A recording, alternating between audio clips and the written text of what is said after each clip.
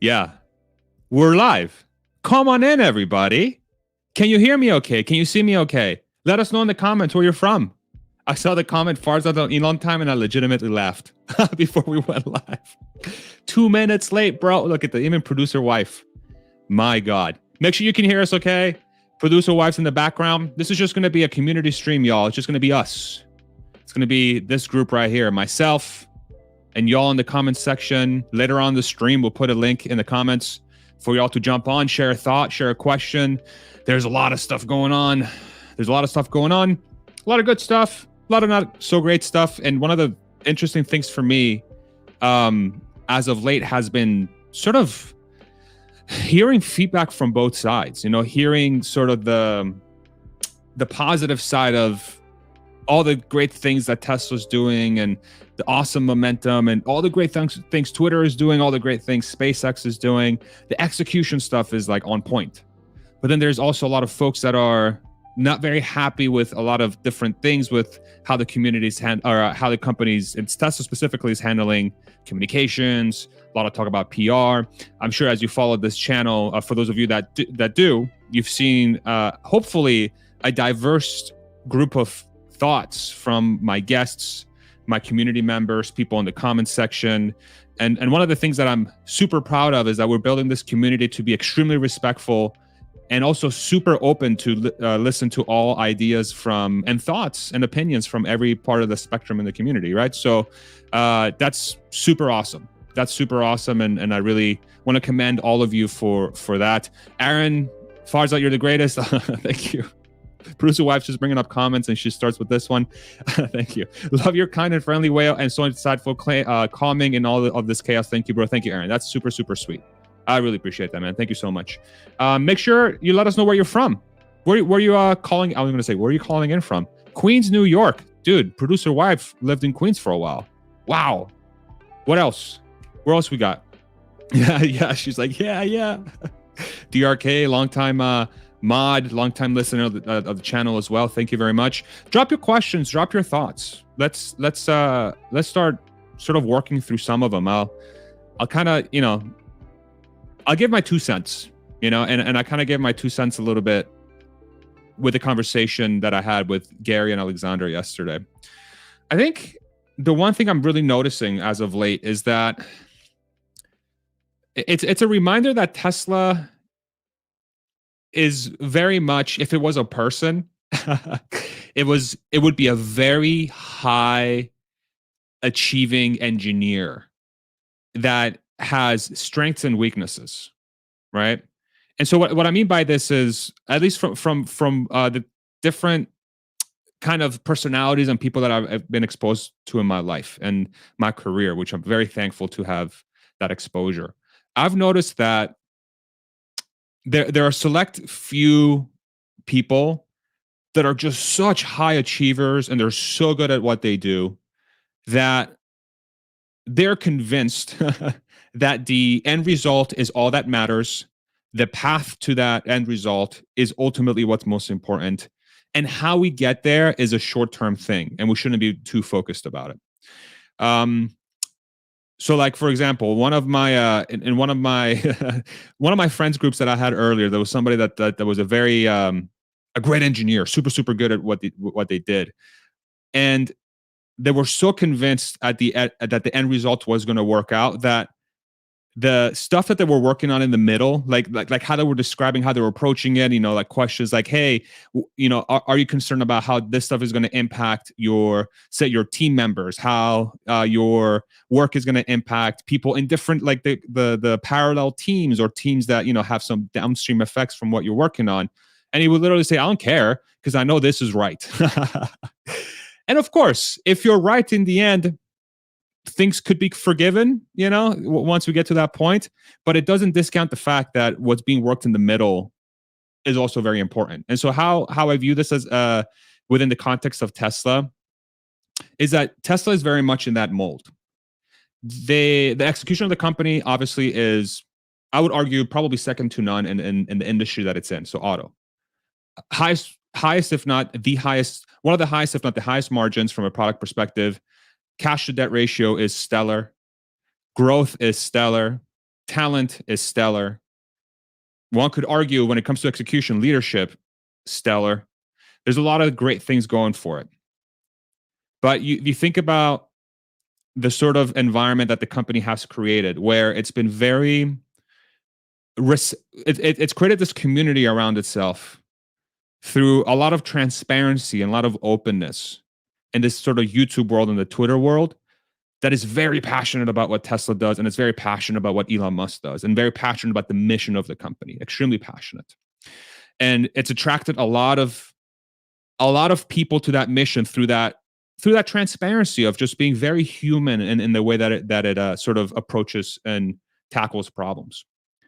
And now we're in this sort of different stage of the company where we've transitioned out of, say, 2016 to 2019, where the company really upholded these morals, call it, right? Morals, in a world that was almost out to get it, you know? For folks that have been following the company for a while, you know, you remember all the FUD attacks, the fear, uncertainty, and doubt attacks that the company had, all the short pressure. I think 40% short at one point in time. Daily news reports about how terrible of a person Elon Musk is, how incredibly stupid Tesla is as a business, how unreliable the cars are, car fires, autopilot's killing people, all the workers are being treated unfairly. They're just a bunch of racists, right? I mean, it's like crazy, absolutely crazy. And the company didn't have, per se, a means to defend itself, I think, at that point. It could have, but not nearly as much as it does now. It was strapped for cash quite a bit. And the organic YouTube and Twitter community that was born out of that hardship, so your Dave Lees, your Galleys, your SMRs, your K10s, your Omars, your everybody, Kim Paquette's. There's just so many people I could name. Warren Redlicks. There's so many different people, you know, that started coming up during that time. Rob Maurer, if I didn't mention him, and so many others that came to, say, quote unquote, rescue of the company from like the standpoint of ensuring that the perception of the company was corrected, that the fear, uncertainty, and doubt sort of mission of the forces that wanted Tesla to topple was corrected. And they did so not because the company asked them to, but because they wanted to. And I think they would tell you that. And I'm kind of speaking on their behalf when I say that. But after speaking with a lot of them in person and sort of gauging their character, they struck me as people that came to that company's defense because they're passionate about what the company stood for and what the leader stood for. And that's why I'm here. I'm no different, right? The difference now, though, and this is sort of, I think, what's one of the pain points in the community, one of my areas of criticism that I think the company should consider, is that now the company is in a very different stage of its life cycle where it has that financial stability. There's no other car company, and again, Tesla's not really a car company, but let's define it by the measure of how many cars they sell per year. A gigantic percentage of their revenue is automotive, but their financial situation and their growth rates are very much not, which implies that the company is super well positioned to execute in whatever they feel like executing in, right? So within that frame of reference or that sort of thing I just outlined, I find it a little bit sort of weird that the company is, I don't want to say it's unwilling, but they haven't really prioritized, number one, the different things that happen in, say, media, the FUD that could derail sentiment for the company. And of course, we can talk about, does that even matter or not?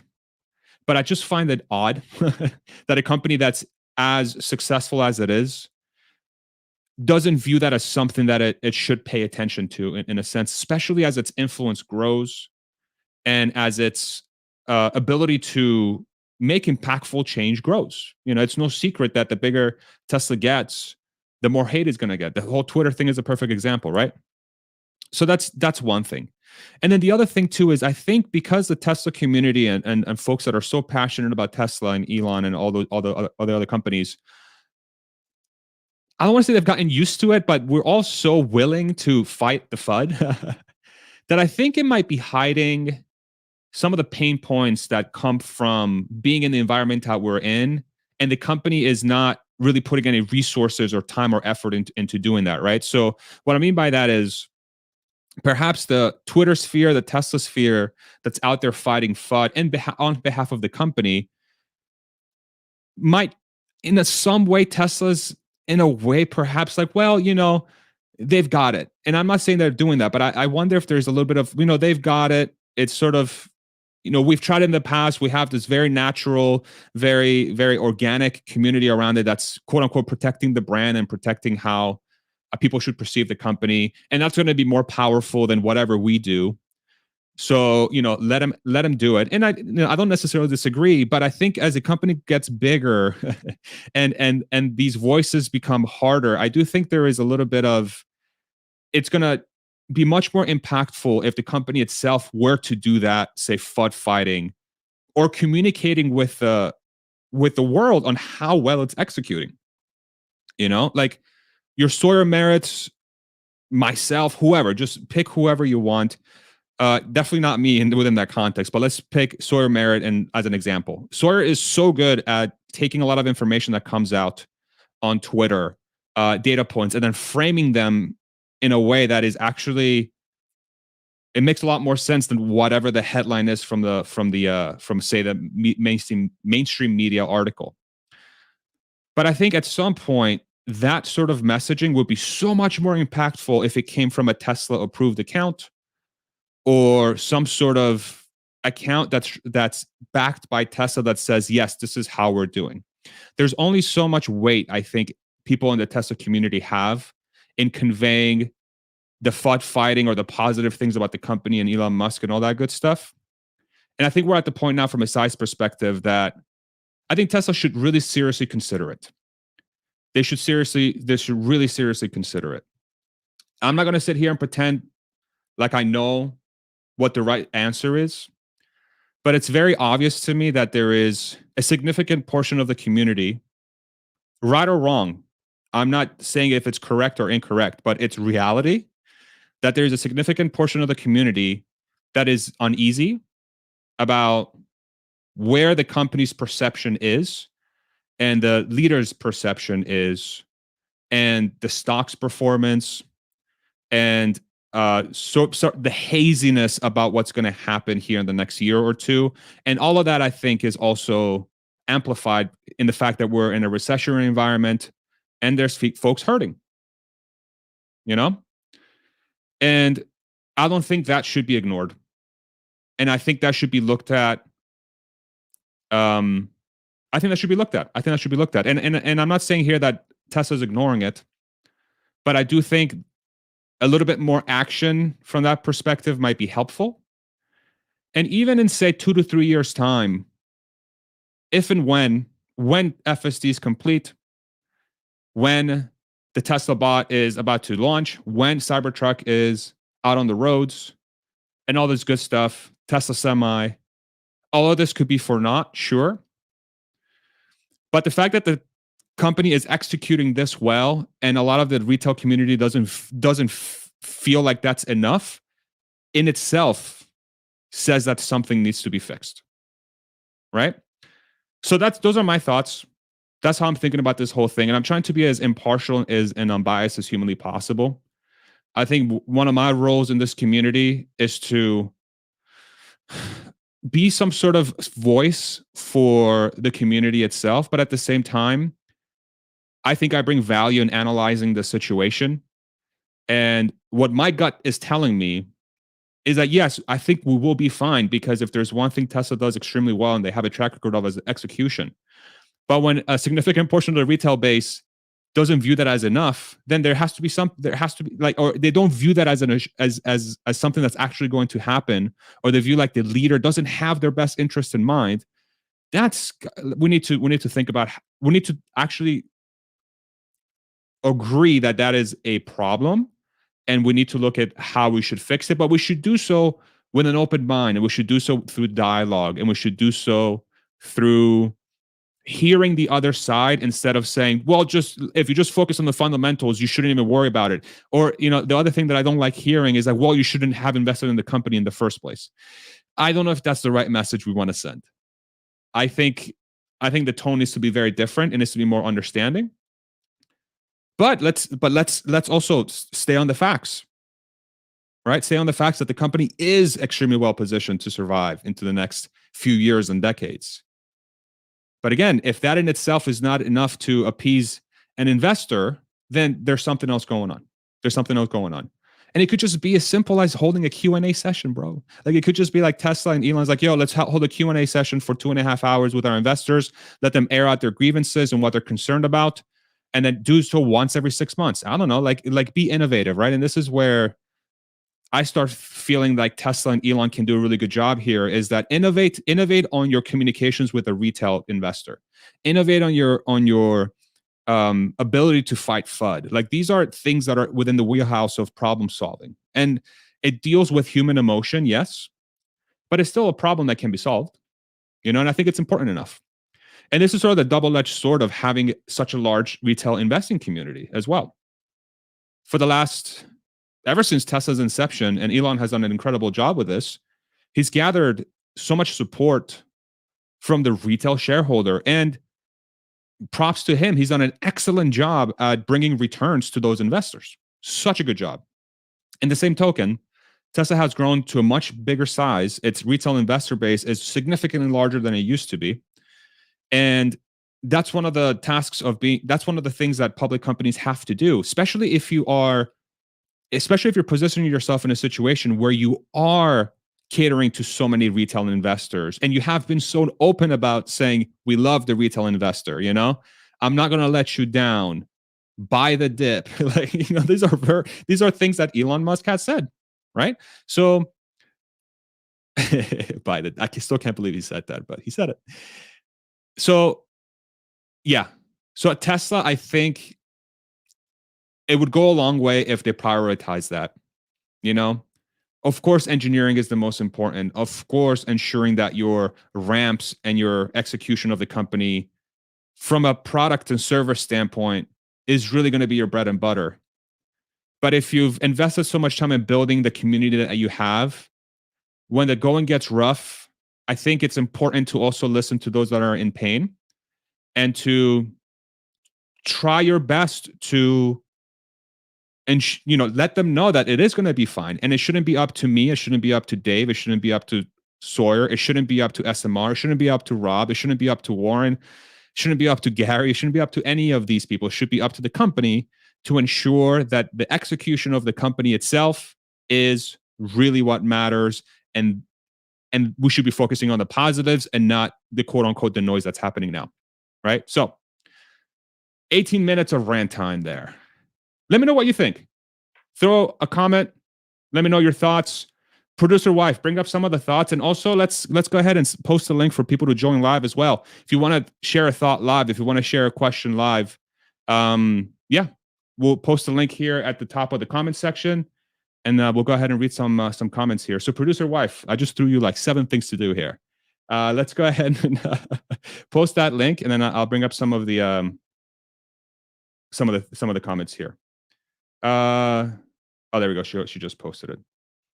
But yeah, I would love to hear your thoughts. I'll let producer wife bring them up because I don't want to like bias my selection of comments to, pick ones that I like to see, even though I try very hard not to do that.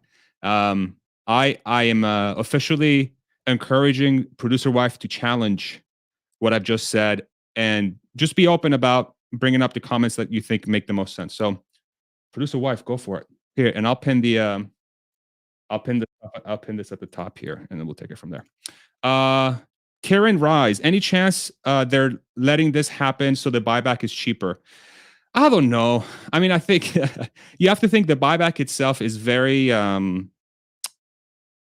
If it's $5 to $10 billion, it's going to be single-digit % of the market cap of the company. So, like, if the market cap right now is like what, 400 billion. Let's just assume that's the case. A 5 billion buyback is a 1% buyback. A 10 billion buyback is a 2% buyback, right? So it should only theoretically impact the valuation of the company by single-digit percentages, I think it's more a signal to the market and to the investors that says, hey, we're very confident that our cash generation is going to be very, very strong into the future. And this is our show. This is our show of this. So yeah. All right. Looks like we have a guest. Jeff, what's up, man?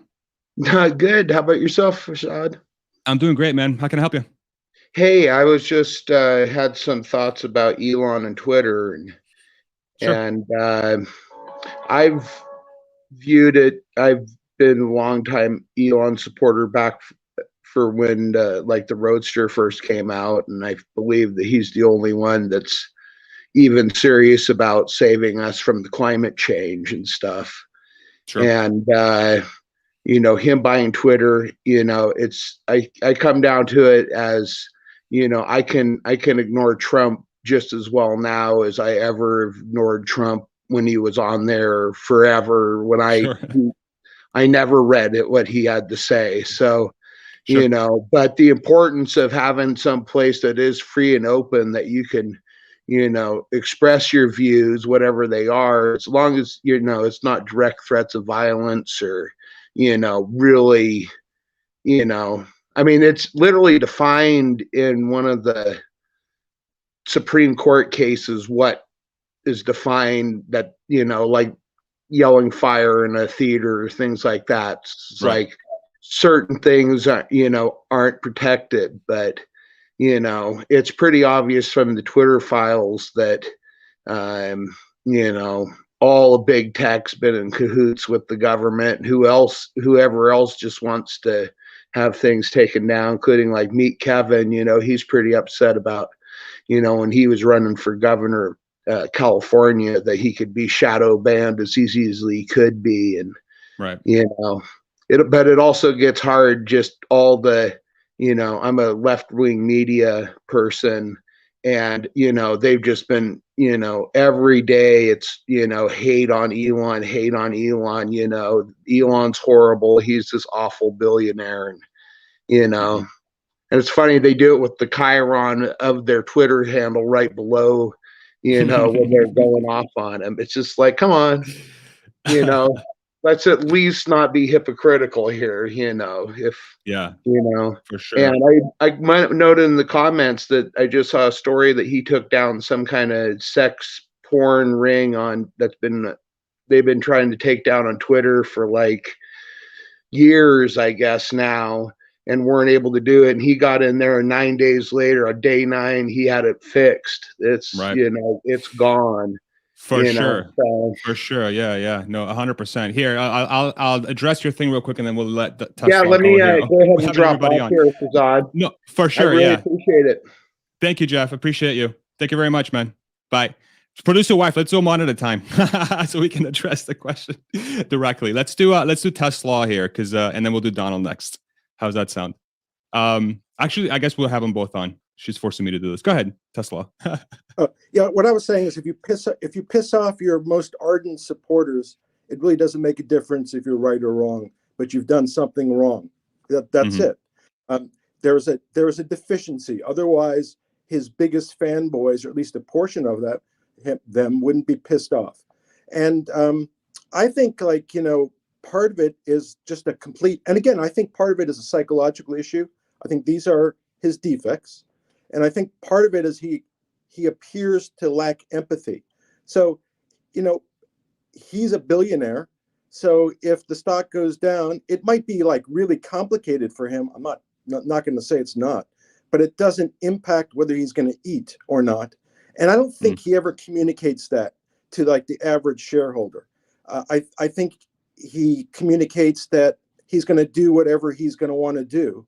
And that was concerning to me also today, where Leo, the largest shareholder, he basically third largest, he blocked him on Twitter, and he did it with somebody else too. To me, that's childish. That's not engaging in adult behavior. And what leads me to the conclusion that it's psychological. And I've never worked for Tesla, but I would bet you if you were in a factory and you brought him a better method to do something, he would be open to it and would immediately implement it.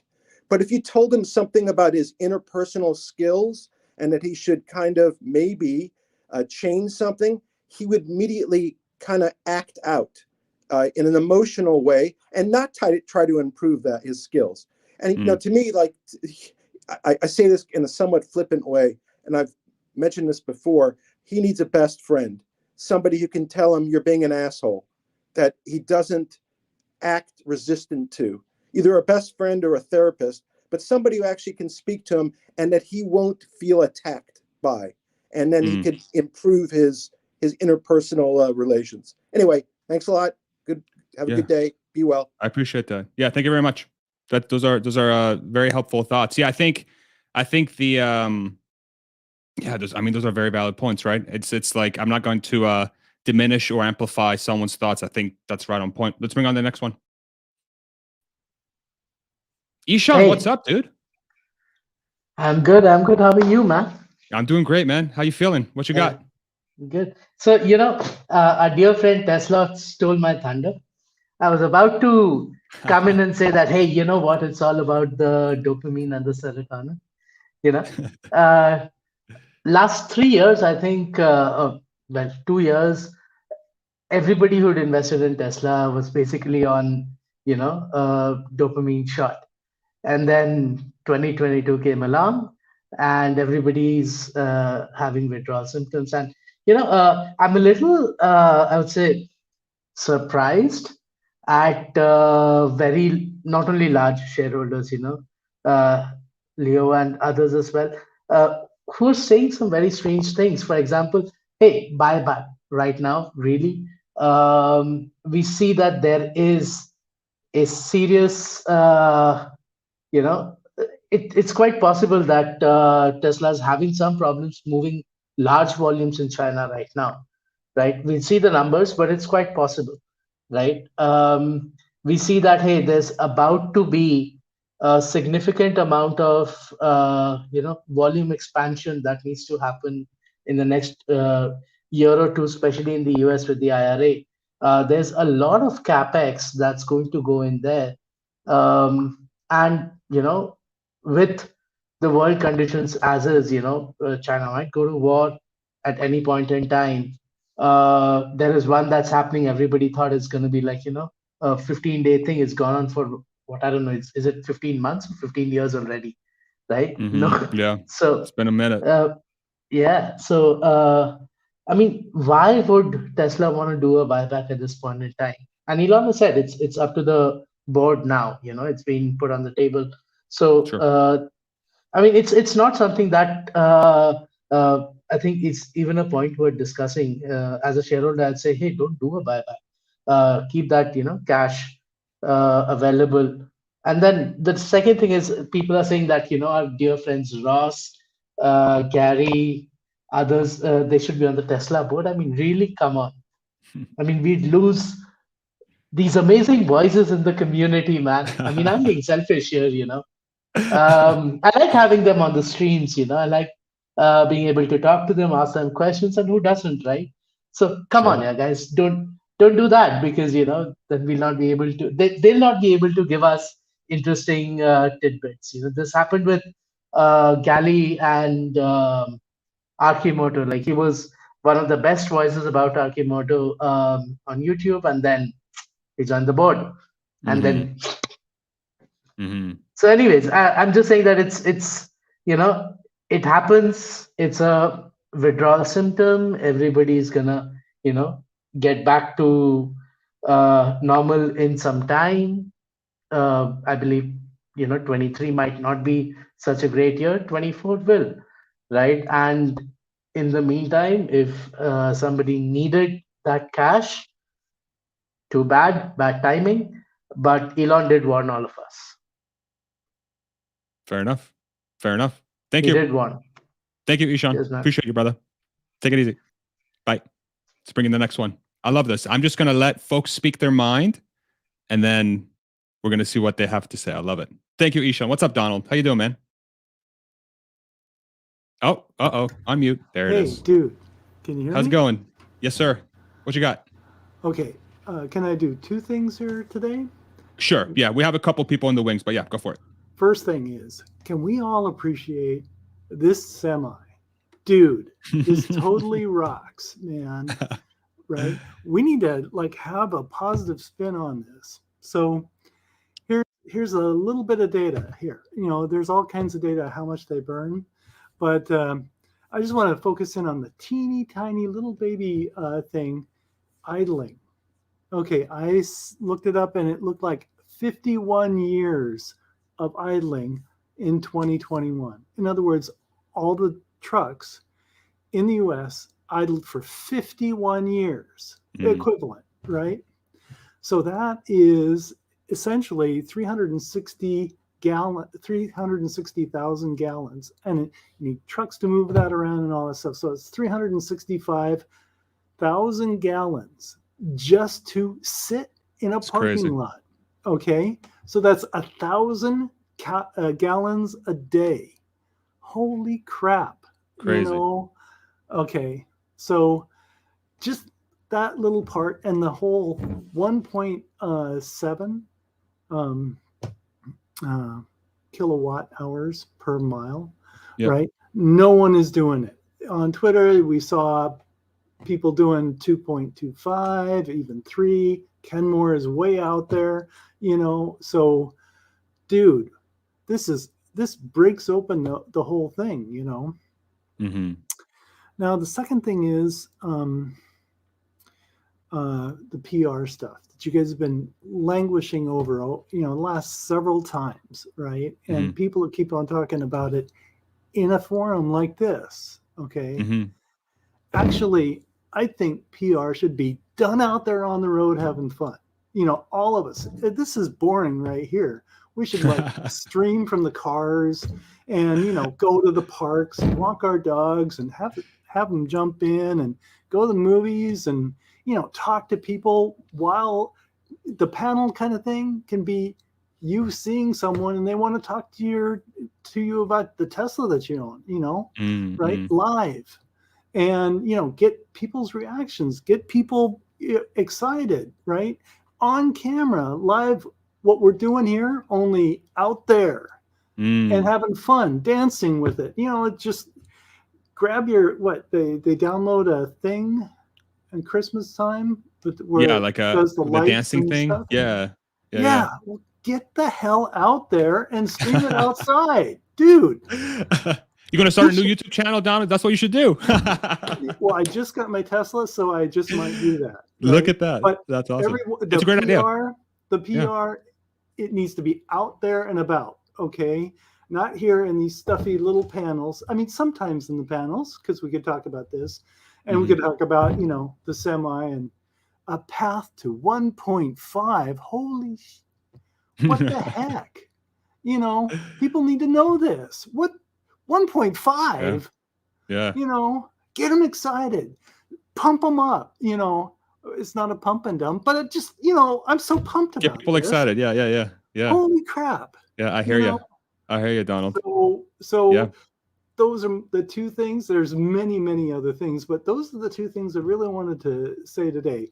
PR is, if we're going to do it, we need to be excited about doing it. And 2 is, those idling frickin' trucks, they're going to go away. I'm so happy about that. Yeah. You and I both, man. You and I both. Thank you so much, Donald. Appreciate you as always. All right. Thank you, sir. Have a good one. Thank you, brother. Thank you. Awesome. I love you guys, by the way. Sid, what's up, dude? Hello. I hope you guys can hear me. Hi. Yes, sir. We can. Oh, great. So I heard I saw your today's video with Alexandra and Gary discussing the Tesla FUD. And what do you think will happen if Leo Coggin ends up selling his Tesla stock? The way he was reacting today in his tweets, that's not something that you see from a billionaire, and especially a guy who's as cool and easygoing as he is. So I think his tweets are more of a frustration, and it's actually aimed at Elon to do something about it. I believe last time Elon said he quote unquote noted his comment about So this is just his way of saying, hey, what did you do about that stuff, right? And I'm sure behind back doors, they've talked to this gentleman, and I don't know if things have gone. I suppose things have gone in the right direction, which is why he's throwing this frustration out in media. What do you think will happen if he goes ahead and sells his stock? Yeah, that's a great question. So I don't think he will sell. To be completely honest, the way I view it, like that's not even part of my equation, and mostly because I think like him, as I followed him for a while, and I think he's very much 100% bought into what Tesla is as a company. And I think he views his role as a voice for people that have frustration as a retail shareholder. So I think he's using his platform to bring that voice forward. And and I'm sure people know that follow the Tesla community. Elon unfollowed him today. I don't think he got blocked. I think Tesla said he got blocked. I believe he was unfollowed. But that in itself is sort of something that says, hey, like, I get it. I get it. I get it, which is fine. I think, and this is sort of like the beauty of the times that we live in now, is that now there's more and more people that feel emboldened to really speak up and really, speak their mind. And I think this is just a byproduct of that. And we are in a weird time. We haven't had a recession really of this magnitude. It appears like that we're going to go into in a while. The stock market's taken a dump. In 2020 and 2021, a lot of people were putting their net worth into Tesla, right? So it's like you have a lot of dynamics that's causing a lot of emotion, which a lot of it is correct, and we're human beings, right? So I think Leo coming out and doing that, I think it's just him trying to be a voice for the people, and Twitter being what he perceives as is the people's opinion, and as well as how he feels, So I don't think there's anything more than that. And I think it's just literally he's been beating the drum. Elon's like, I got it, bro. And then he keeps beating the drum. It's like, okay, I don't need to follow you. Right. I really think that's just what happened, right? And I think it's probably going to be resolved. I think this is just a short-term thing. Emotions are running high, and I think folks will come around to it. Every person is, I think, every person is subject to this type of thing. We're all human, and in the end, as long as, again, it goes back to, as long as we're executing and we're having like an open dialogue about what's going on, nothing but good things will come. And you have to go through these moments to kind of get there. So does that answer your question? Yep. Thank you. Perfect. Thank you, Sid. Appreciate you, man. Yep. Take it easy, brother. Bye. All right. Great commentary so far. Let's bring in the next one. Tony, what's up, man? Hey, Farzad, how you doing? Good. How are your hands? They've been healing. I've been in physical therapy, so awesome. This one still can't quite bend it all the way, but should be going back to work like right after New Year's. So great to hear, brother. Great to hear. Yeah. So how can I help you? I guess the main thought that I have, and it relates to the economy and the semi, and I'm curious if anyone else has had this thought, but I've always thought that since going back however long, I'm not sure how much of this year it was, but I feel like it was most of this year. There was like rumblings of the semi truck coming, like, oh, it's really going into production. And to me, that always seemed like, oh, that's a sign that Tesla thinks the economy is about to take a dump and the economy is going to get worse. Because when I think about it, like, okay, so there's about 12 or 13 Model Y batteries in a semi, right? So that's like 900,000 in retail sales if you put them into Model Ys, versus the last stated price we had for a semi was 200,000. There's no way they make more money on a semi than a Model Y, unless they either use the semi internally, so they make their money back over time in cost savings, or they can't sell enough Model Ys. And I'm not like down enough to think that Tesla's going to have untapped productive capacity when the economy really gets bad. But what could likely happen is that the upper range of the product line gets replaced, or like, when people go out to buy a Tesla, instead of buying a long range, they'll get something with an LFP battery. And I think Tesla saw that, was thinking about that, and said, okay, it's time to push the semi button, because we might have a bunch of 2170 cells, the combination of more batteries getting produced, people buying the lower cost short range cars because the economy is going to go bad. And, they can shuffle things around in the factory so that all of the productive capacity switches to LFP cells, right? And keep that going. And also like the imperative of the main thing we have to do is keep growing and keep taking up the supply chain, because they know that there's not enough supply chain for everyone else to ramp. So if everyone else stumbles, or if there's a stumbling block for all auto sales, all auto manufacturing, because there's a really terrible economy, they need other places to sink those cells. And that's why they push the semi button. Because I like they announced it 5 years ago. I think they figured out most of it like 3 years ago, and they were just waiting for the most strategic time when it would make the most sense to do to roll it out, which would be what we're heading into right now, which is a really real recession. And both of those things are going to play out there, like, maybe one more so than the other. But I think the first year and a half, maybe 2 years of semi production outside of their strategic partners like PepsiCo or Walmart are just going to be used within Tesla. Like they're probably going to need like 5,000 semis just to deliver cars. And that's like the first 6 months of production, if you really think about how the ramp goes, right? Yeah. And then after that, like, why wouldn't they want to get these semis into the hands of their suppliers? Like, strategically reduce the costs in the supply chain above you. Like, everything in that supply chain, all the way down to whatever truck hauls the ore from the pit Sure. to the grinder, should be a semi, before they even think about selling semis to, Amazon or whoever you could think of, right? Sure. Yeah, that's an interesting way of thinking about it. I haven't thought about it that way. I think that the way I've been conceptualizing semi is the supply side bottleneck is finally released, either through additional supply, like additional, say, ores and all this stuff. But I never thought about it the flip side, where the batteries that would have been used for Model Y in the sort of demand landscape that they thought they were going to have in 2023 is potentially not there anymore. And so they're thinking about shifting that production over to semi and instead pushing it forward. But then the flip side of that too is it was unveiled 5 years ago at the same time. You know what I'm saying? Like, it was unveiled a long freaking time ago. You have customers that have placed down orders. You can only delay a product so long, Yeah, especially if it's tied to the mission, like, because that's how they conceptualize it. A lot, what was it, 20% of pollution comes from semis, 30% from particulates or something. That's fucking crazy, dude. Yeah. That is insane. So at some point, you gotta still build out products that are really tied to the core mission. But if what you're saying is true, which it very well could be, I think that's another. Probably. Yeah, it could be a little bit of both, but that's, again, I view it as a bullish thing, because guess what? Now Tesla is not stuck in a situation where it has to lay off workers. In the worst case scenario, they can actually shift production.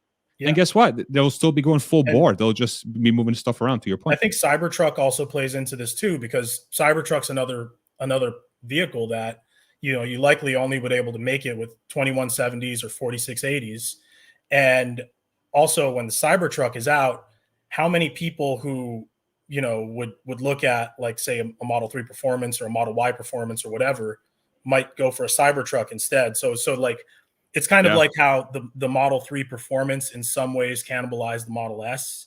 Now this could lead to a landscape where more and more Model 3s and Model Ys become standard range with LFP packs, because that like person who could go to the higher range might think, well, if I could spend an extra $10,000, get a Cybertruck, like, why not? Sure. Right? Yeah. So, makes sense, man. And this also feeds into Tesla's overall strength of just being battery and chemistry and cell agnostic. Like, it's crazy to think about how GM has had all these recalls with the LG cells. Tesla uses LG cells too, but they're cylindrical cells. They're not these pouch cells. You got it. Yeah. So, they haven't had those problems. Yeah, it's fascinating stuff. Yeah, these are great points. Thank you, man. Thank you for coming on, Tony. Appreciate you. Hope you continue healing well. Take care. Appreciate you, brother. Thank you. Thanks. Bye. All right. Next on deck, I see a familiar face. Da-da-da. What's up, Amit? What's up, brother? How are you? Too legit to quit, Amit. I love it. Legit. How's it going? This video is sponsored by Idea.io. Check it out. Go for it. I appreciate you, man. So first of all, I want to talk about Twitter. I want to ask you a question on Twitter. First of all, congrats on all the success you're having on Twitter. You are absolutely blowing up, and I love to see it. You're becoming like a main guy in the Tesla community. I think people are looking up to you as authentic. And I want to make a point about this real quick, just for your audience. Breaking into a community that's crowded in terms of social media and content is not easy. And I know you worked at Tesla, which gives you a lot of credibility, right? That's kind of your unique angle. But still, man, content's hard. Content is hard, and you know this, right? So yeah, it's just thank you, man. awesome. That means a lot. That means a lot coming from another creator who I really respect. I really appreciate that, brother. Thank you. Very kind. No, Thank you so much. I love it. It's doing an amazing job. So here's my question. Me and Tom were debating about this today. Elon Musk bought Twitter for supposedly free speech, right? He believes that free speech is under attack, and he wants to sort of open that up and make it clear. I want to run this by you. I agree with that argument. I agree that I think that's where his intent was. I don't think he cares about. He wants to make it profitable, but this wasn't a money motivated decision, obviously. If colonizing other planets and saving the world from climate change and transferring us to sustainable energy are the, let's say, top two priorities that I think he's made very clear this is what his life is dedicated to.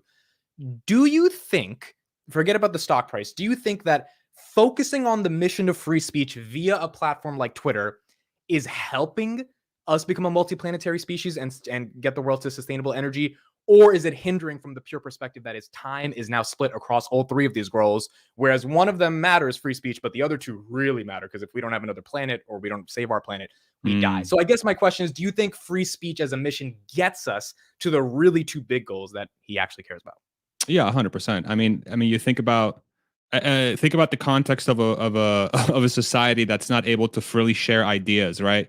So like free speech to me, like, of course, it's part of it is allowing people to speak their mind. It's ensuring that there isn't a power that's oppressing people. It's a lot of that, but it's also a mechanism that maximizes for ideas to flow freely, and for ideas, and that's ultimately what the mechanism that you need to build stuff. You need to have ideas to make stuff. And so if you maximize the chances of a society to have a forum where any and all ideas can be shared between that society, then you're maximizing the chances for the solutions and the bottlenecks to come to the, say, in front of your face as quickly as humanly possible so you can fix them.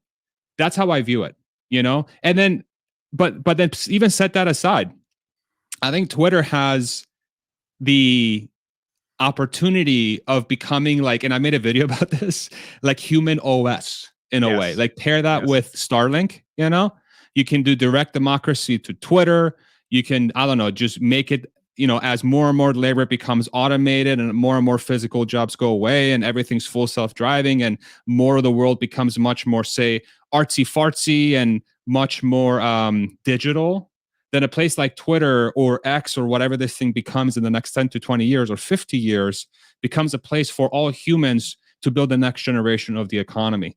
And if you're going to have a world that's going to become more and more automated and there's more and more chance for disruption when it comes to human labor, ensuring you have a place for human labor to continue but in a different form is extremely important to ensure that colonizing the universe is democratized and it's just not reserved for the few. So, yeah. So I think it's very, very important. And I think him being, quote unquote, say, distracted or being pulled in multiple sides, I think is a disservice to the talented, incredible people at Tesla and SpaceX who do 99.99999% of the work. You know, Elon ain't doing that much, to be completely honest. Like, he is amazing and he steers the ship and is a brilliant engineering mind. But the people that are shipping cars, building cars, making sure the service centers run, making sure the rockets are being built, making sure the engines are being built, I think it's a disservice to them to say that Elon is 100% of his time has to be a Tesla. Is it valuable? Of course. But at the same time, you got to delegate at some point. You can't run 100-person company by yourself. So does that help? Does that answer your question? That makes sense. Great answer. Appreciate it, brother. Plug your stuff, dude. Real quick, plug it. I appreciate that. If you guys want to check out audia.io, it's a new audio platform trying to become the YouTube of audio. A lot of Farzad's content is up there as well. So you guys can definitely check it out. Thank you, Farzad, man. I appreciate it. Thank you, Mitt. Respect. Thank you very much. All right, bring in the next one. On to the next one. Joseph, what's up, dude? Uh-oh, we got laggy Joseph. You're on mute. Uh-oh. No, Oh, no, he's in a no. So tunnel. maybe it's not that laggy, but how is it muted? Is it too bad? I can hear you now. I can hear you now. Okay, so great. Okay, so just a couple of quick things. Just in how amazing technology is. I'm like on my phone in my Tesla while I can watch the YouTube on the screen because I'm in a ferry ride, in the Seattle area. Nice. Like, That's so awesome. it's possible that there will be a rift in time and space and everything will end because I don't know how it all works and how all the data is moving back and forth with it. So Oh my God. You're that's gonna rip a freaking tear in the universe there. yeah. And if it happens, I'm sorry, guys. It's okay. It was worth it. What's up? We won't know the difference. It'll just be hopefully just an instant thing. The second thing is I'm just a huge fan of you. I mean, ever since I think SMR gave me did a thing on your video when you first did a video about working at Tesla anyway, and I've just been a humongous fan. I just love the energy and the positivity you bring to the entire space, and I follow a lot of people in it, just like a lot of the fans and people do. So anyway, just constantly bringing bright shining light to what can just be such a crazy spot, right? So anyway, thank you. That means a lot, man. Thank you so much. That means a lot. I really appreciate you. Thank you. Yeah, my pleasure. The third thing is just a random thing. I just got this a couple weeks ago, and I wonder if you think that this is happening or could happen, that all the mirrors on all of the Tesla vehicles be extremely easy to remove, just betting on the day when the cameras will be enough. Because I never want to look at my rearview mirrors, and I wonder if just as an engineering thing, it'd be neat if they just had a 2-bolt thing where owner operators could just pop the mirror off, put on a little cover plate, and then move on with their aerodynamically better vehicles. Anyway, just a random thing I think that Tesla might benefit from. I think that's a really good, that's so logical, right? Because you think about what comes to mind for me is a Jeep Wrangler. You can do that with a Wrangler. You can freaking take out the doors. You can take out so much stuff. So it would make so much sense, especially if Tesla is banking on, say, the cameras on the sides being your side view mirrors, and say once they go autonomy, who cares, right? None of this matters. But if you are building a car that is going to be able to do that, and removing the side view mirrors gives you 5% to 10% of range back or something like that. Yeah.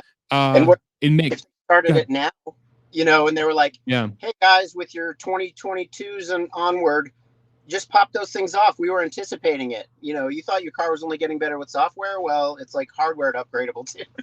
Yeah, I would expect Cybertruck to have something similar, and I would also expect. I know they're working on the Model 3 refresh at some point, which is going to require them to shift the lines up. They might build that into design as well. It's very logical, and it makes a lot of sense. I think for existing vehicles, it's going to be tough because it's probably going to require them. I wonder if there's something with safety in there because it might be bonded to the A-pillar in some way. And if it's not as easy as just removing it. But yeah, from the standpoint of talk about upgradability, you just upgraded your car by removing the side view mirrors by getting 5% more range. Why wouldn't you do that, right? It's a great thought. Yeah, appreciate you, man. Awesome. I have one more if you have the time. Yeah, please. Okay. My thought is every factory that is producing right now is the last factories that will produce Model 3s and Model Ys, because I think the next gigafactories, regardless of where they are, will be concentrating on the Gen 3 platform, because those are intending to be twice as much production from half as much space at half the cost. It makes no sense for them to try to keep moving forward with Model 3 and Model Y production. The same way Model S and Model X have kind of tapered or met their max pricing tier. It's Y and 3 will probably do the same thing, because the Gen 3 will be so much less expensive and more utilitarian. Just the service for the market will not drop off, but it might plateau relative to the utility of the next generation. That's a great question. I think that's more likely for the 3. I don't think that's nearly as much for the Y, because I do feel like Y's market is significantly bigger than people think. I think it's 3 to 4 million a year globally, at least, especially if you look at some of the trends in Germany from the Model Y perspective. Germans, like Europeans in general, don't like buying bigger cars because the roads are narrow. They value just sort of having something that's more compact. And from what I've seen, and when I was in Ireland and I used to live in Spain, like everybody is on like little Volkswagen Polos or the equivalent, like Peugeot 206s and stuff like that. But Model Y is selling really well in places like Germany because people are really valuing the additional space to compactness ratio, it seems like. And it's also super efficient. And one of the reasons why so many people love small cars in Europe, because it's also extremely cheap to run when you have $10 a gallon gas, right? In Europe. So I think Model Y still, there might be one more, like say Indonesia, if they build one there, like another Asia Pacific factory, or maybe even another one in the US, could very well build out Model Y. But I could see your argument for Model 3. I could, because I think that market will get completely cannibalized by the next generation car. I just don't see a point unless it becomes like more of a sporty. I don't know. Model 3 is weird because I just don't see a future for it. In this landscape. So yeah, fascinating stuff. Thank you so much, Joseph. I really appreciate it. Seriously, the kind words mean a lot. And yeah, thank you so much for calling in. They're understated for sure. Keep oh rocking. My goodness. Thank you, man. Appreciate you, brother. Bye. All right. Let's bring on Ishan again, and then we'll do some comments as well. We'll make Ishan part 2. Look at him. Hello. We'll make you the last call in, and then we'll do some comments. Go for it. Oh, so I came back because Amit asked this question, and I saw it on the stream in the morning as well. And why did Elon do Twitter, or why is he doing whatever he's doing, right? I like to think about it in two ways, or two ways to explain it really. The first one being he's talking about humanity, right? He's talking about betterment of humanity. So what are those vectors along which humanity needs to be bettered and can be bettered? So, if you look at humanity needs economic betterment, humanity needs social betterment, and so on and so forth. So, for example, Tesla is really a machine towards economic betterment. And why is that? Because we can talk about decarbonization, we can talk about global warming and everything as much as we want, but really today there are two things that limit what human output can be. That is energy and labor, right? And that is precisely where Elon is taking Tesla. And it's not about EVs, and it's not about anything. It's about getting to a point where there is abundant energy and abundant labor, and that solves a lot of problems. Problems like what are the next 10 billion people gonna eat? If you have enough labor, and if you have his brother's companies doing square roots, high density vertical agriculture. So but that's also to an extent a bit labor intensive because again we're talking about robots there, but robot is a form of labor, right? And Elon is knee deep into this thing. So the second vector is societal. Today, where we see that people have found their flock online. Like earlier, there wasn't people could not connect to billions of people online, and then really find that one small niche group that they have. So what that really allows for, this is what's led to this echo chamber society. I think that's been covered in great detail. But the fact is that just by having a platform where you can be a global citizen, like truly a global citizen, and this is something that you're doing with this community forum, I believe. But like, hey, I'm in India. You've got folks coming in from all around the world, right? And it's almost like we're able to talk on the same topics with the same context, understanding the background of everything that we are talking about. This is really global citizenship, right?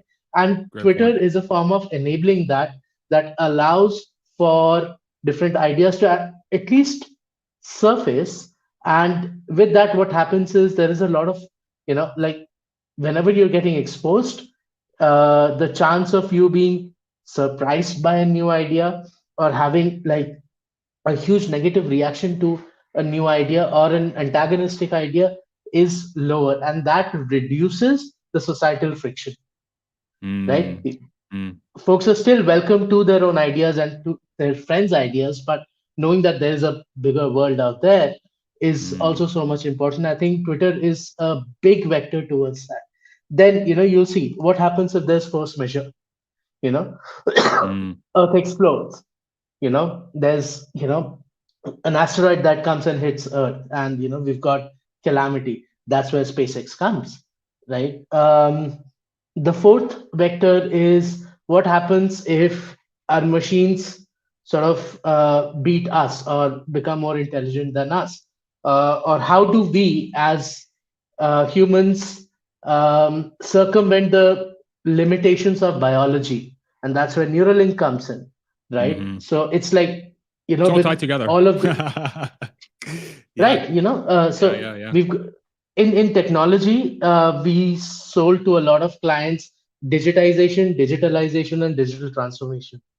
This is like a pipeline. So digitization of humanity came with the internet, with uh, with the fact that there is information available. Digitalization of humans came with social media and the fact that people could talk to each other across borders, with the Facebooks and the Instagrams and the YouTubes and all of the social media that's there. So this is really, humans now have become digital selves of themselves. Their digital or online identity is what they identify with. Their flock is who they identify with. But digital transformation, how do we get there? It's really being one with the information highway, and that is where Neuralink comes in. So these are all the attack vectors for making humanity better, and I think that is Elon's mission. And of course, the second way to explain all of this is just he's just being a good dad. Sure. How are the different ways the world's gonna end and his children are gonna die? There could be war. War could be international. War could be civil. International war. If everybody is sort of a global citizen, people talk to each other, and I'm not talking governments. I'm saying people, and it's the people who elect governments in most places. So the chances of, let's say, global nuclear war reduces because people are talking to each other and electing or removing governments that they don't like, right? And then civil war. Civil war happens primarily because of a rich-poor divide, and Ray Dalio goes into a lot of explanation as to why that happens. But essentially, a rich-poor divide, which is economic in terms. So with Tesla, by inherently solving the economic problems, moving towards a world of abundance, you're essentially removing it's very grand. that vector. It's very, very grand, and I think, and I agree with 100% with you that there is a grander vision to all these different say companies, but they're really just pieces. They're pillars of what's required for the next generation of society to have the best possible future. I 100% agree with you, and they're all interconnected. As, threads in a fabric. 100%. I agree with all you. Meshed together. So thank you so much. That's my hot take for the day. That was great. Thank you, brother. Cheers, man. I'll see you around. Bye. All right, let's bring in the last speaker. We have another special guest. My brother from Vancouver, bro. How's it going, bro? Good. How are you? Can you hear me okay? How's it? I can hear you okay. You're laggy, but I can hear you just fine. You seem to come in pretty clear. Your visuals are like, woo. Oh, okay. Maybe he can't hear me. Can you hear me? I just wanted to say, are they okay? I'll try my best. I can. Yes, I can hear you. Okay. I wanted to say, I was really stoked to hear in the beginning of the stream you say that Tesla should have some sort of communications PR department, if you want to say. So I'm very stoked to hear that you've turned the corner on that, my friend, because and another thing I wanted to say, and we could debate on that on another stream, but another thing I wanted to say is, like, I feel like we're all in a bubble of sorts, talking about everything that's happening. Like it really does seem like it's blown out of way proportion because we're spending all day on Twitter. We think that Twitter is the world. I think we all need to go out, touch some grass, talk to people in the real world, because it's not as overblown as I think we're making it out to be. That everything that's happening, the unfollowing of Elon on Kogan, on Professor Kogan, and your retail investor sentiment, like it's generally market wide. But I'm glad to hear that you created the space where we can all kind of vent, because I feel like at the very least, like that's beneficial, right? So. Yeah, that's the intention. No, I appreciate that, Yash. Yeah, yes, I definitely turned a corner on that. Thank you for, you were just waiting patiently for me to just be like, oh no, you're right. No, I definitely did. And it just comes down to, you know, as I said previously, it's like, they have the means of the brains. Like, why wouldn't you do it? It's like, it's so obvious, right? When viewed through that lens. But I appreciate sort of your perspective too, because ultimately, like, the world does appear to be just a collection of bubbles. That's really what it is. You know, like each person is living in their own little bubble. Not to say that the bubble, the contents of the bubble are not legitimate, but it is, I think, super valuable. And this is, after you said what you did, after I'm done with the stream, I'm literally going to go outside and touch some grass, like physically touch some grass. And I think it's important to step outside and really take in the rest of the world as a data point, and then use that to say, is what I'm worried about really important in the things that are important to me? And that's where I view stepping out of the bubble to be super valuable, because at the very least, it like helps strengthen your core beliefs, or it helps challenge them in a way that's healthy, right? So I really appreciate you driving that message, Josh. Seriously. For sure, yeah, and I'll sign off now, because I know that you need to sign off. But just, I mean, No, it's interesting to see sentiment online be so negative, and you know, it's interesting on Elon's perspective as well. I heard you debating before with, okay, well, Elon is specifically not answering like this negative sort of sentiment towards Tesla, because he's basically saying, like, if you're a long-term investor, none of this matters, sort of thing, right? And I think, though that's true, I do think it doesn't have to be Elon that addresses maybe the China CEO thing. Like, to my knowledge, and I've been kind of trying to stay offline today, that hasn't been addressed yet, right? Like that report. And maybe Elon looks at that report and looks really at disgust at Ping West and goes like, they've screwed us before. Why should I even have to answer to this like junky report? And maybe that's true. But it's catching enough headlines where just a subtle like answer towards it, like it seems like there is some fire to that smoke, maybe. But remember, I think everything is still Fed oriented today. I just wanted to say, like yesterday, the Bank of Canada said we're pretty much done at this point, like raising rates. We're pretty much going to keep them here. So it seems like the geo world is kind of turning the tide on the rate hikes, at least for the time being. I don't think the Federal Reserve will be that far away, and I think as soon as that happens, I think we probably start seeing a difference in sentiment across all equities and not just Tesla. So much love, man. I'll sign off now, and I'll hear your thoughts. Thank you, brother. Thank you, Josh. Appreciate you. Much love as always. See ya. You're the man. Yeah, I mean, I think Yash also makes really good points around if there is a global U-turn, one would think that from a stock perspective, Tesla would obviously benefit. And I think that's going to ease. Look at the doggy behind me. Who knows what's going to actually happen? But if a company is really well financially positioned and they are looking like they're growing massively into the next few years, it stands to reason that if the climate from a macro perspective is, say, helpful for those companies in that sort of macro environment, then it would make sense that Tesla goes up, and then a lot of the sentiment that's tied to the performance of the stock could ease. But at the same time, nobody knows what can happen.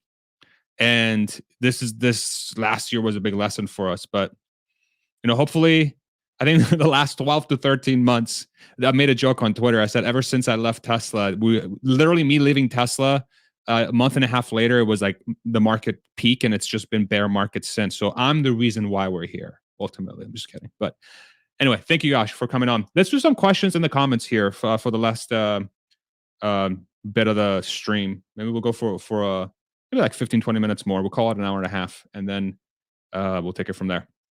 All right, we got Buzz Saw Lightyear. Where's the music producer wife? I was like vibing earlier on. How do you feel about getting a call option for 2 years from now?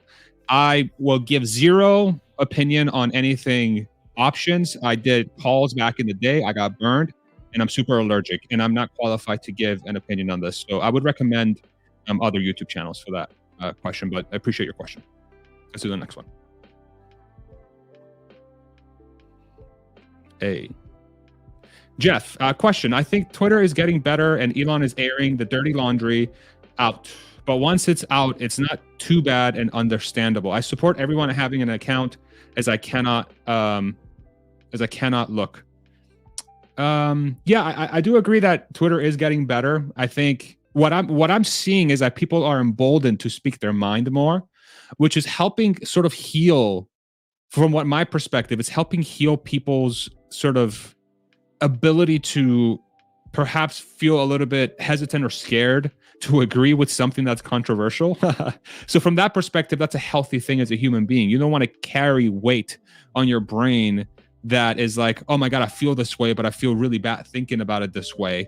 Even if it's not that damning, having more voices out there that help you exercise those feelings, I think is super important. And having a forum where all of us can get together and talk through that is super, super important as well. And then airing the dirty laundry builds trust, one would think, right? So all those Twitter files and stuff, it's like, hey, this is what happened. This is why, and this is what we're going to do different, and we're going to execute in the sense that we're going to build that trust. So yeah, it's a net positive for sure. It's a net positive. Jay Lizard, thank you so much for the $2 super sticker. This StreamYard doesn't even show the stickers. They show up on YouTube, but not on StreamYard. Thank you, Jay Lizard. Appreciate you very, very much. Richard, question for Elon. Is autism on the Neuralink plans for helping in 1 in 30 people? Yeah, I don't know. That's an interesting question. I think one of the and again, I'm no expert when it comes to atypical or typical neurological sort of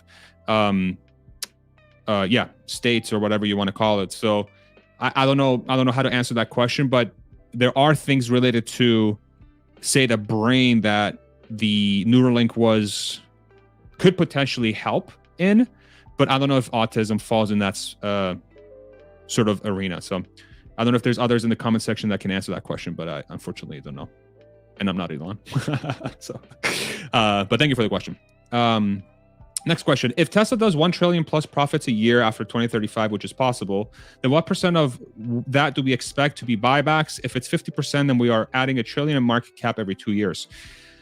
Yeah, I mean, 2035 is, I did one of my earliest videos was doing a model that sort of pushed stuff out to 2035 and just working in, obviously it's hypotheticals. I don't have a crystal ball, but sort of framing the long-term potential of the company from a product perspective, just how much money they could make theoretically. And so at that point, one could make the argument that Tesla could become a sort of a place where they figure out how to give a lot of the profits back to shareholders or even better society. But one of the ways of doing that could be to just make all that technology so damn cheap that everybody has access to it, and then you allow the economy to grow even further in the future. So that is kind of what I'm thinking through. Is Tesla going to hoard the profits, or are they going to make everything so damn cheap that everybody's going to be able to make, say, a beautiful future, an awesome future, like make the bot as affordable as possible, make full self-driving as affordable as possible, whatever other things they work on, solar and battery, make it as affordable as possible, so that humanity can save the resources they have and the money they have to build bigger and better things for the future. And one could make the argument, well, if you're a shareholder, theoretically, having dividends or buybacks helps that shareholder achieve that mission, but it becomes a question of and have-nots. And yeah, it's a fascinating question. I think that's the type of dialogue we're going to have in 2030. Fascinating question. Thank you so much. So the next one.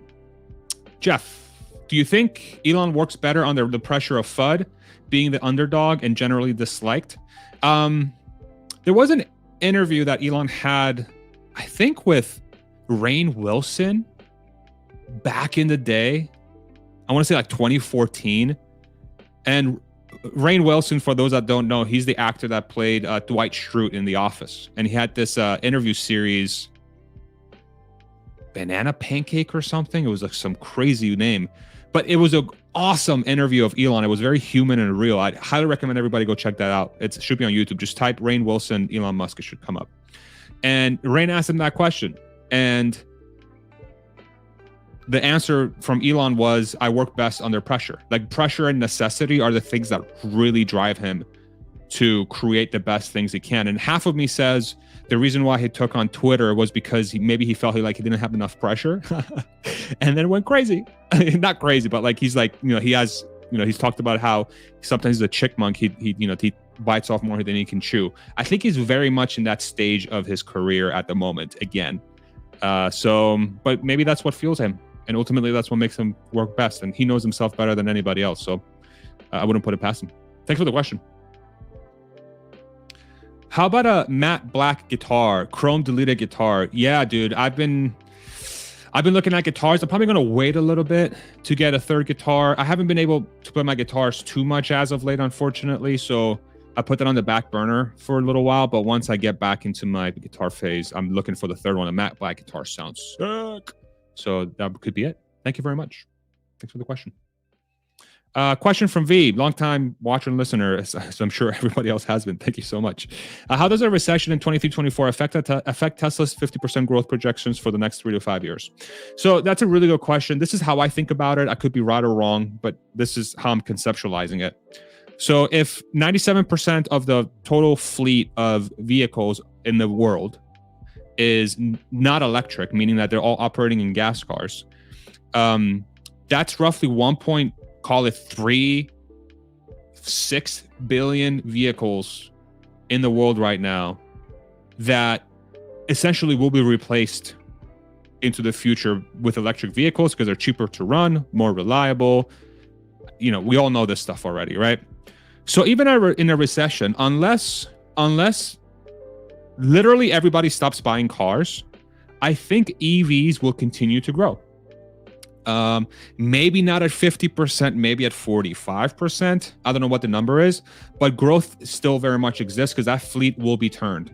And I think in a recessionary environment, governments will go out of their way to create demand for the next generation of products that are going to grow the economy.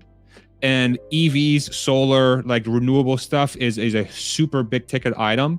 And in a way, the IRA that kicks in January is sort of a stimulus, if you really think about it, for the economy in respects to battery production, EV production, and things like that. And I think other governments, world governments, if they haven't already, will institute programs like that.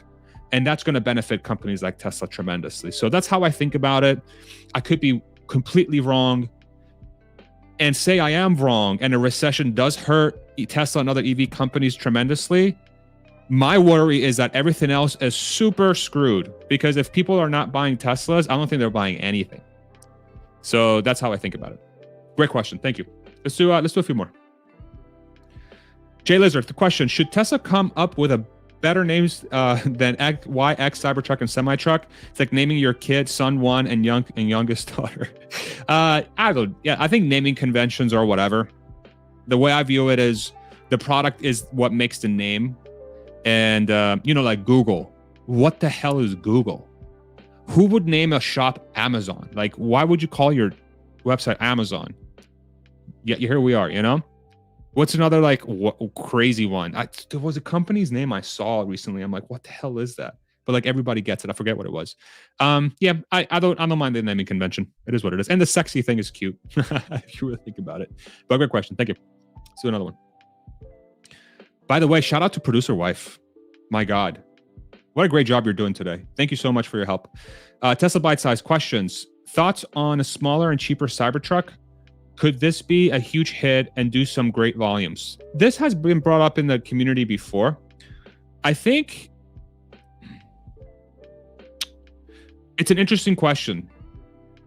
I do think there is a market for a smaller pickup truck, but then the question becomes, if Cybertruck does in turn hit the price sort of threshold where the next, say, 3 to 5 years, that form factor is going to pull everybody in, then a smaller car is not needed.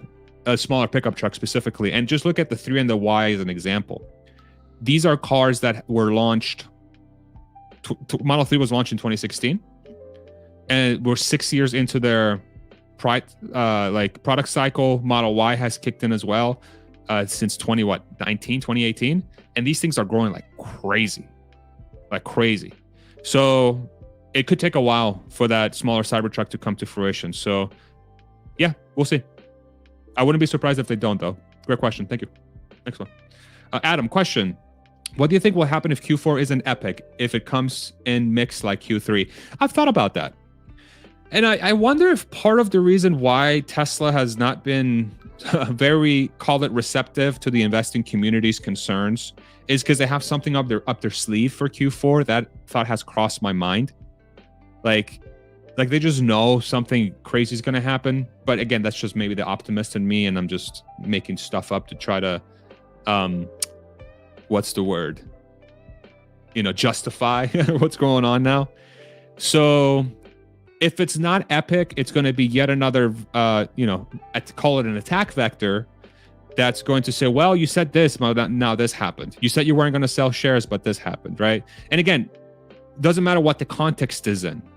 You said buy the dip, and you put out a kind of a dud of a Q4. This is all perception. These are all perception questions.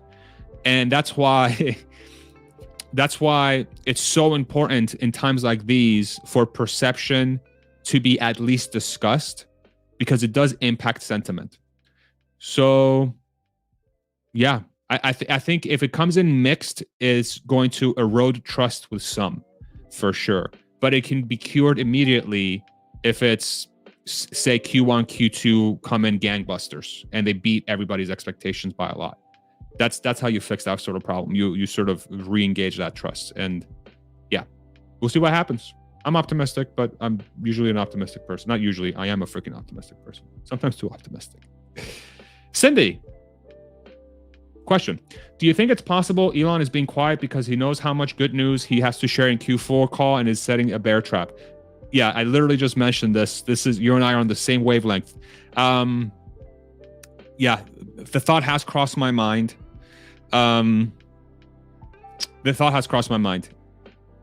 It's like, but then you're also pissing off a lot of people in the meantime too. So like, what's the point?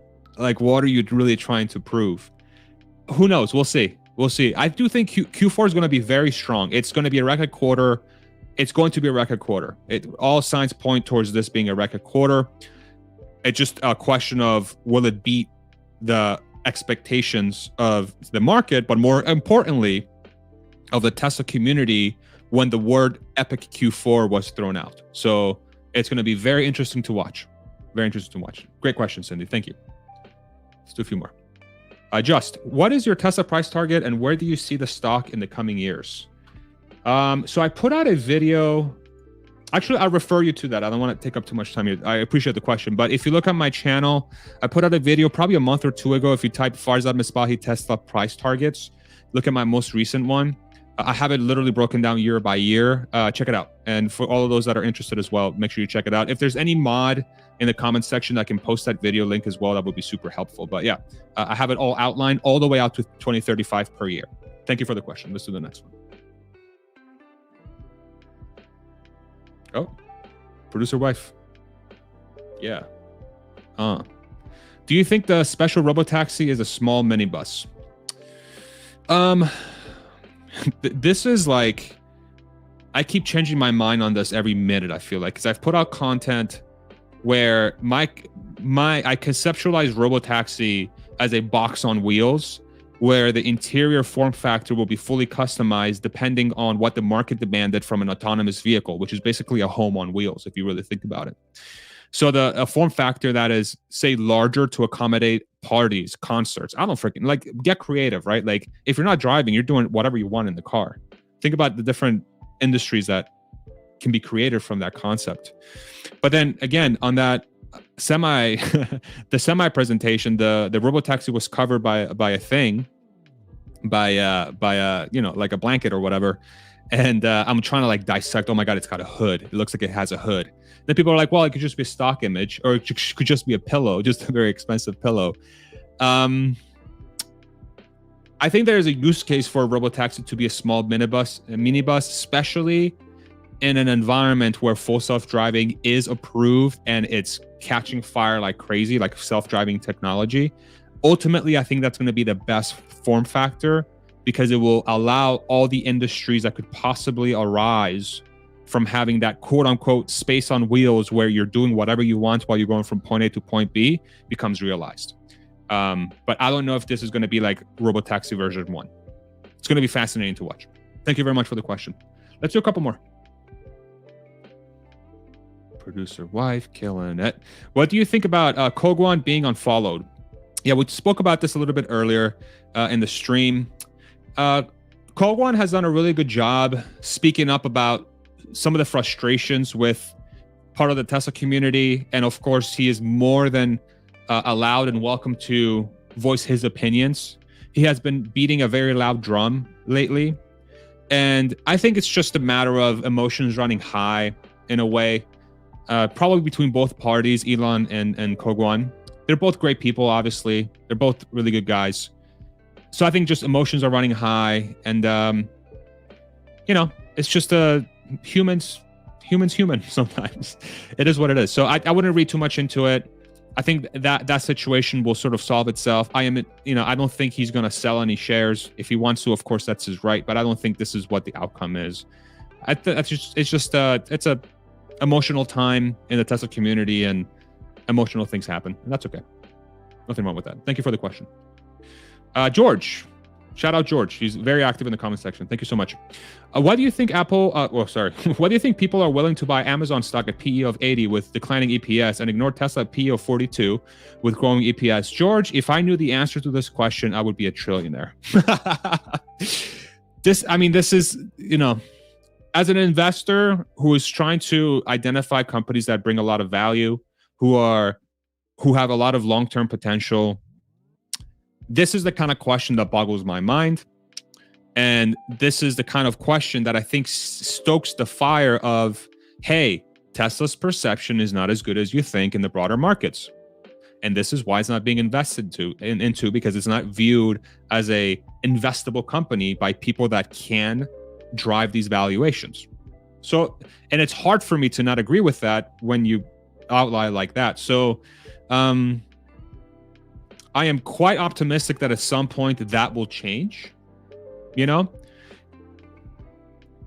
but it's just a matter of executing at the highest level possible, continuing to generate profits, show that you're not just a car company, but you're really a tech company that's in literally every single game-breaking field of the next 10 to 20 years, and then fix a couple things from a perception perspective.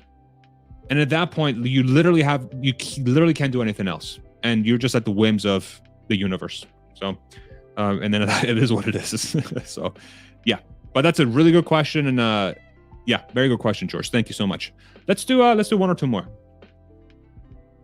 Robert, have there been any other news or reports about the animal abuse at Neuralink, or was it just another hit piece from Reuters? Yeah, Reuters is, I've lost a lot of faith, to say mildly, in Reuters and other publications. I'm not going to say it's true or false, but there is a history of negative articles that hit Tesla that are not factually correct from that publication specifically. So I have a tough time believing it. But I think it's fair to question if you have the facts. I'm not going to deny or agree with the story, but I have a tough time believing Reuters when they've been clearly wrong or stoking some sort of storyline in different things in respects to Tesla and Elon Musk. And that's a shame, because I used to trust Reuters and I don't anymore. So, but that's just my personal opinion. Everybody's welcome to feel exactly how they want. Thank you. Let's do one more. Hey, she's picking a good one. Which one is it going to be? One more. What is it going to be? And okay, perfect. Tesla news tonight with a bot and a heart. If you like this shirt, I have a link for that in the description below. If you want to support the channel through merch. If you want to become a patron and be part of a community forums and have access to our private Discord where we have a lot of really awesome discussions. I can't thank our community enough, honestly. I'm so blessed and lucky to say I have the community that I do. And y'all are freaking awesome, man. I love you guys so much. I really do. I'm so appreciative of your support. I love what we're doing together. I feel very lucky to be able to come on a stream. Just throw a link out there. Invite everybody who wants to come on. Leave the comments wide open for people to share their thoughts. As long as you're subscribed. Just because the bots have been freaking crazy. But yeah, I just thank you so much. Thank you so much for everything, for your support, for your kind words, for your feedback, for your thoughts that challenge, me and the status quo, and they challenge some of the great things about Tesla and all that other stuff. So thank you. Continue doing what you do. I think ultimately that's what's most important. And I'm going to continue to try my absolute hardest to build a platform and a community that is welcoming to all ideas so that we can discuss them freely. And in hopes that we use those data points to help us understand how the future is going to pan out, understand the current things that are going on in our daily lives, and to hopefully, better ourselves as people that can make the best decisions we can in an environment where it's probably difficult to do from an emotional perspective. But those are really the most important times where all of us need as much data as we can to make the right decision. So thank you guys so much. We'll see you tomorrow. Lee from Tesla Economist will be on our community forum. And yeah, thank you. Mwah. Love you guys. See you in the next one. Bye-bye.